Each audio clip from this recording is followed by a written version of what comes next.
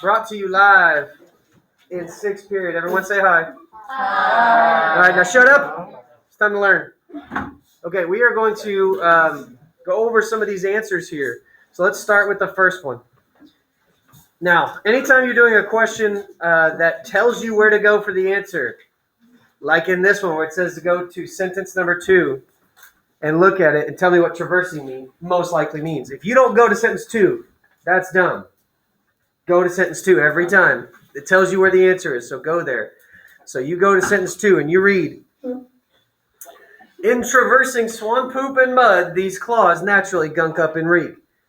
You can use context clues to help you solve this. But sometimes the sentence before and the sentence after actually help you too. So it's good to read all of it. When you did that, McKenna, what did you come up with as your answer? Traversing most likely means what? Walking. Okay, who agrees with her? Raise your hand. Okay, you're all wrong. The answer is traveling. Okay? Now, let's talk about why. All right? Looking back at the sentence, someone told me that swans don't walk, and I said, so what do they do then? They waddle. I mean, okay, but like they're moving. What they're doing differently here is they're going through something, right? They're going through gunk and this mud and all this. So you're traveling through it. You're not necessarily walking. So both would be correct, but one is more correct. That is preparing you for AP style multiple choice when you get there. So like sophomore year and junior year when you're taking these types of tests, those are the kinds of questions that look real simple. But if you're not careful, what they do is they put the one that looks correct up top, and they put the one that's most correct at the bottom. And so you have to kind of read through it and figure it out, okay? So that's number 1. Number 2 is open response. It's the first one. So how does sixth paragraph differ from the previous 5 paragraphs? Well, you got to look at the 6th one.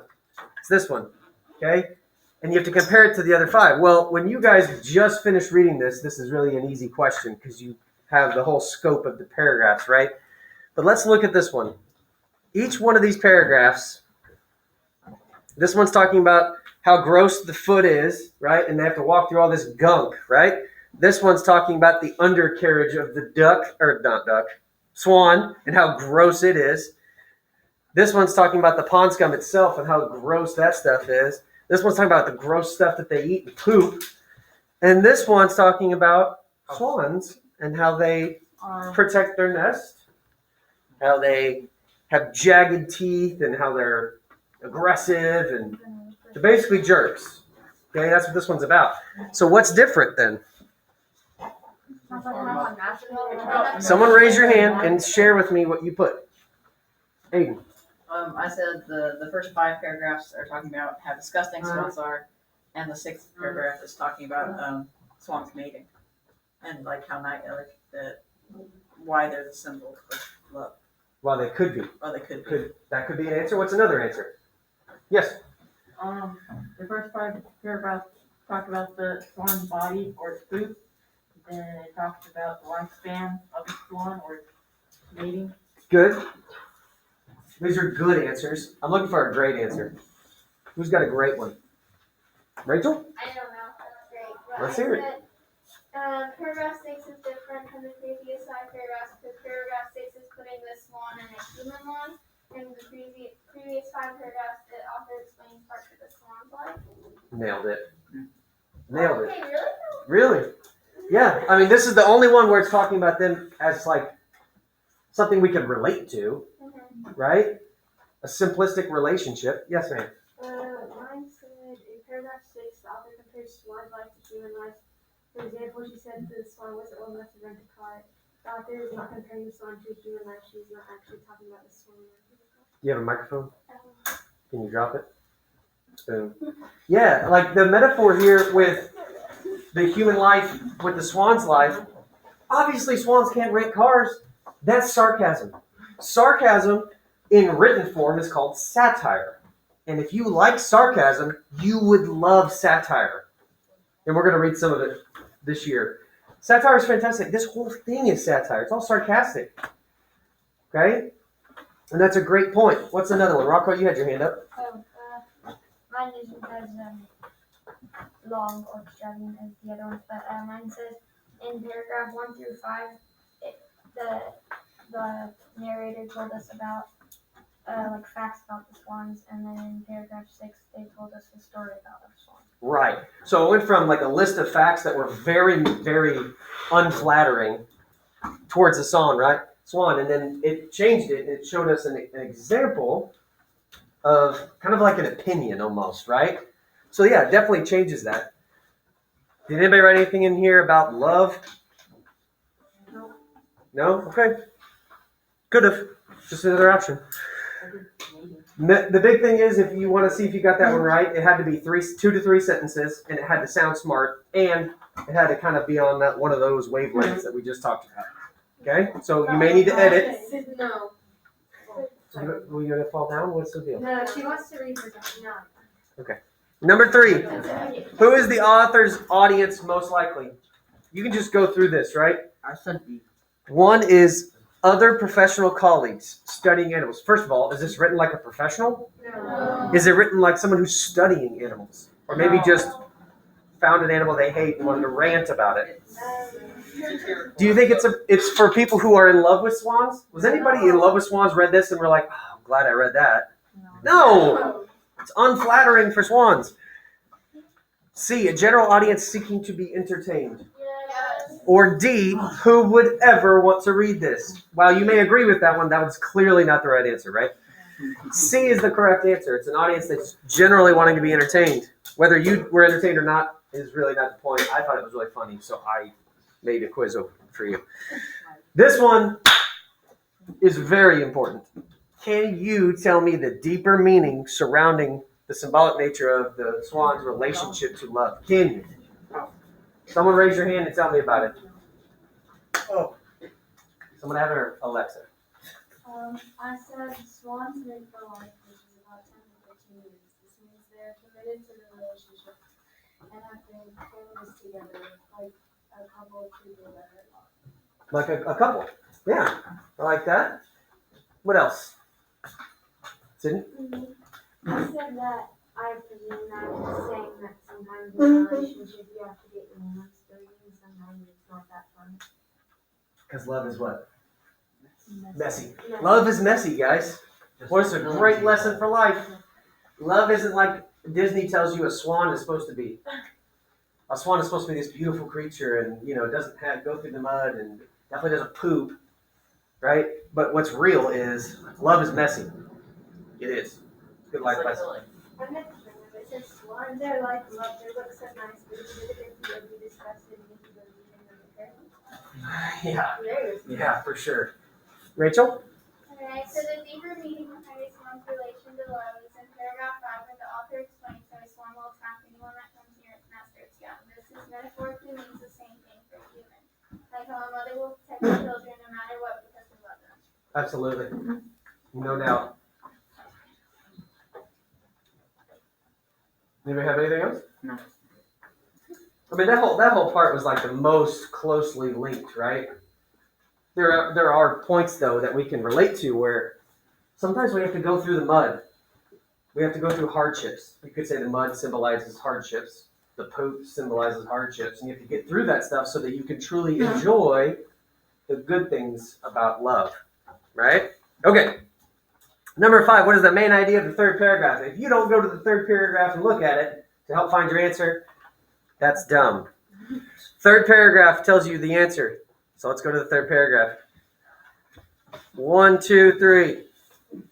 Pond scum is more of the same. Swan poop, fish poop, frog poop, half a can of beer from some jerk, plastic, photosynthetic residue, algae, permanent bubble, hexagon patch freed from its soccer ball arthropod corpse, all attached to the swan as a disgusting float through its stagnant little inland sea.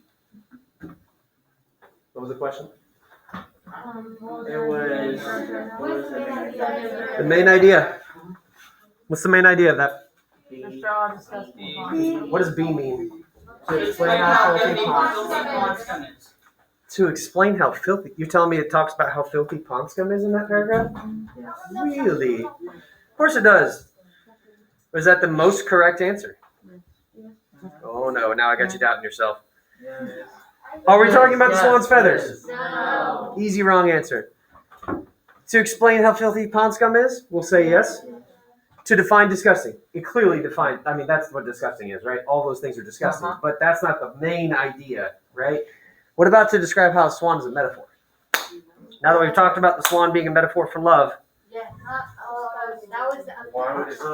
do you see how this one becomes a little more tricky now that you think that way? It's still to explain how filthy pond scum is, because they're building to a point. If this was later, you could see how that's correct. Okay? What is the tone? Wait, Oh. so B is correct? No. B. B is correct.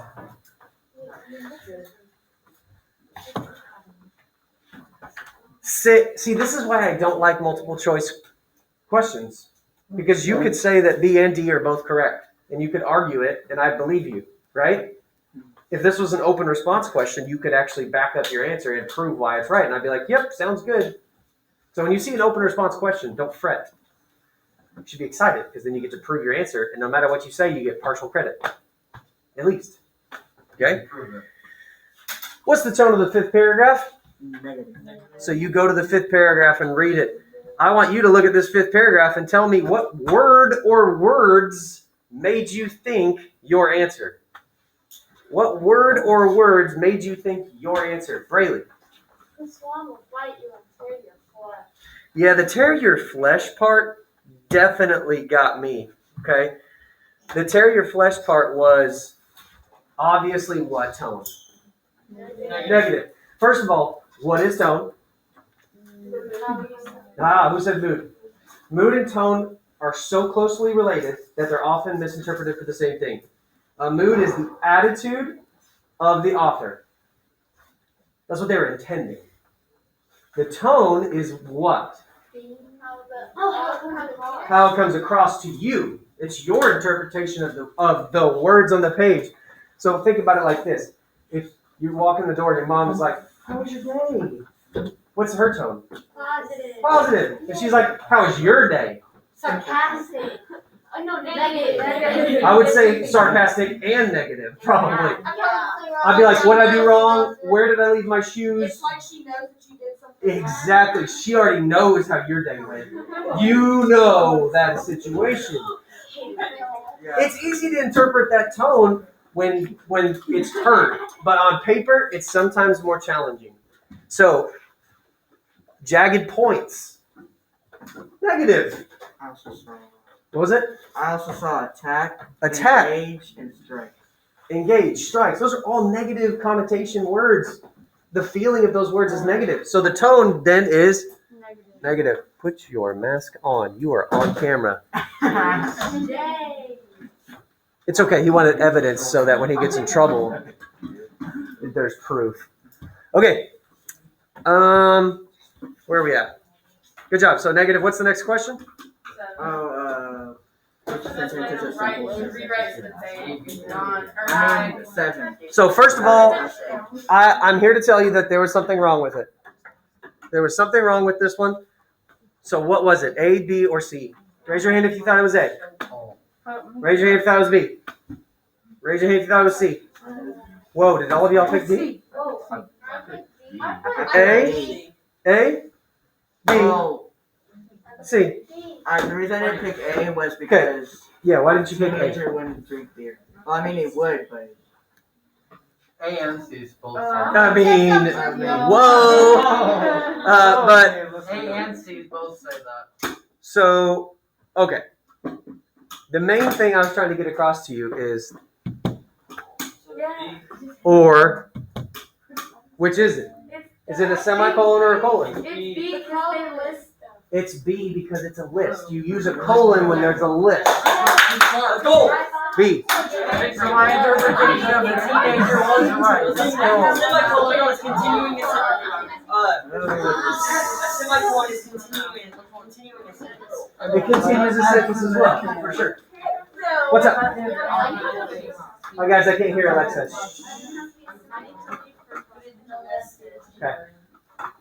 I mean, if you guys need to leave, just know for cross country, just know that you have to submit this with all the correct answers tonight. So if you stick around for another 1 minute, I will have both answers done. If you need to leave now, then leave now. Okay? You need to come up with the rest of the correct answers and get it to me submitted. Don't forget you got a vocab quiz tomorrow. And this. And theme statement. Okay, yeah, I'll call you. I'm writing. Okay. Simple sentence. What is a simple sentence? Raise your hand if you know what the definition of a simple sentence is. Oh. Yes, sir. One subject, one verb. Boom. Jace is 100% correct. One subject, one verb is a one subject, one predicate. That is a simple sentence. So, your simple sentence in this is which one? 17. 7. It is 17. So, when you go to the sentence up here, Actually, on 4.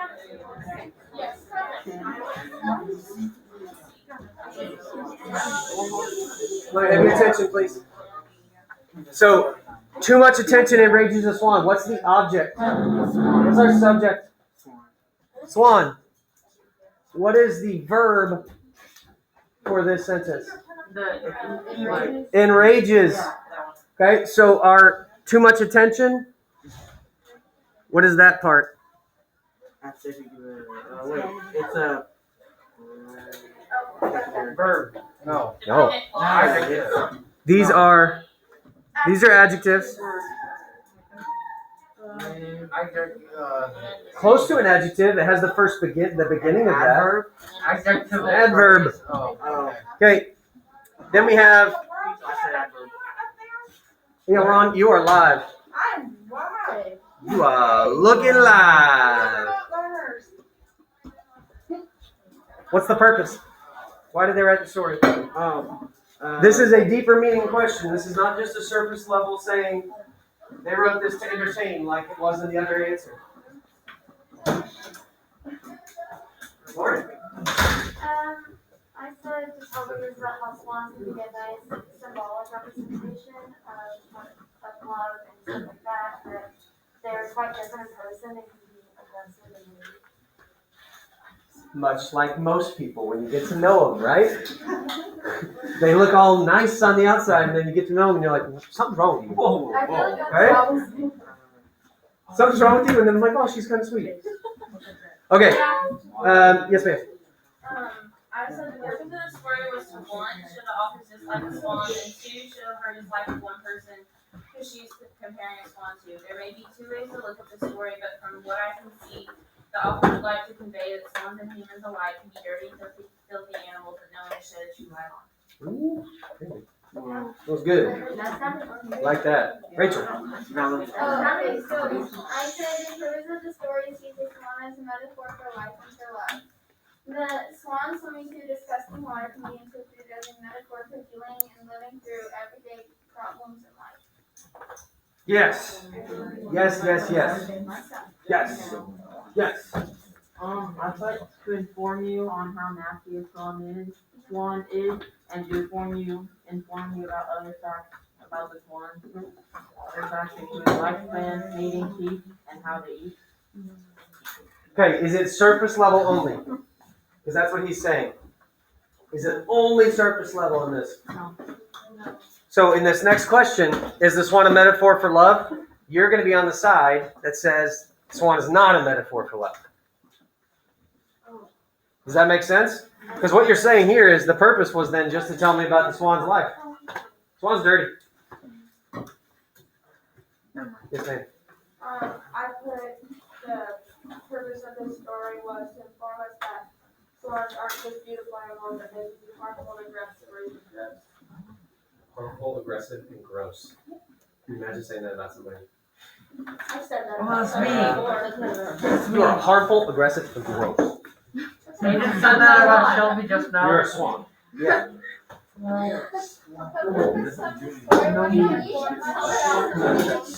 I can't hear Brayley. Oh, that's justified. What happened? It's also on camera. Let's back that up. Oh, yes. Are you okay? Oh my god! Wait, I want to see what happened on the Are you okay for real? Okay. So, Brayley was in the middle of that sentence. Go ahead, Brayley. The purpose of the story was to inform us about swans and their gruesome lifestyle we all thought was graceful. Yes, absolutely. Much like love. So on number 10, is the swan a metaphor for love? You need to sit on one side of the fence or the other. You cannot say swan is a metaphor for love when you do this and it's not when you do that.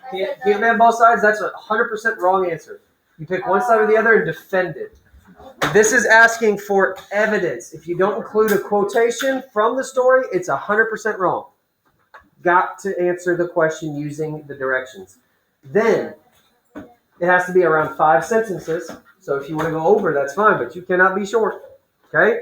So the way you get this one wrong is to not pick a side, not have evidence, and not meet the length requirement. You need to have an opinion. Back it up and use evidence with your explanation. Okay? This is 5 sentences. All the other open response are 2 to 3. If you don't meet the requirement, you don't get credit.